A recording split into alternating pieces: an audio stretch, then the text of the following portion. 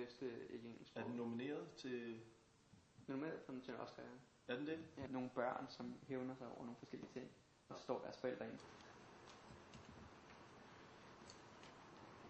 Så vi kommer til at lave nu for altså babyer, ikke? Små babyer og så børn. Og alle sammen har den her frihedsstjerne på. Vi har i alle farver, og så har vi nogle nye kollektioner her, vi kommer ud med. De her, de er bare foldet op simpelthen. Der kan du se alle farverne. Og de var sådan i starten, hvad fanden skal vi tage en pyjamas på og gå ud, ikke? Og det endte med at være den fedeste fest. Alle sammen kom op og sagde, at det er den fedeste fest, de har haft i Hollywood i meget, meget lang tid. Sådan efter ski eller søndag morgen, hangover time, så tager man sådan en på og går ned til bageren og henter morgenbrød. Er det ikke sådan der?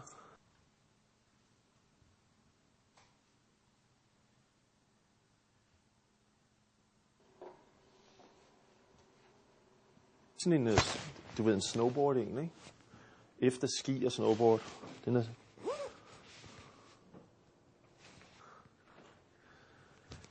Den er dejlig blød, ikke?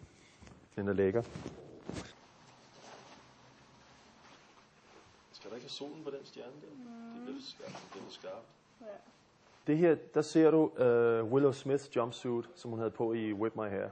Vi var inspireret af ideen med Christiania, at du skal være individuel. Så hun dypper håret i det her, så spreder hun farver over hele skolen.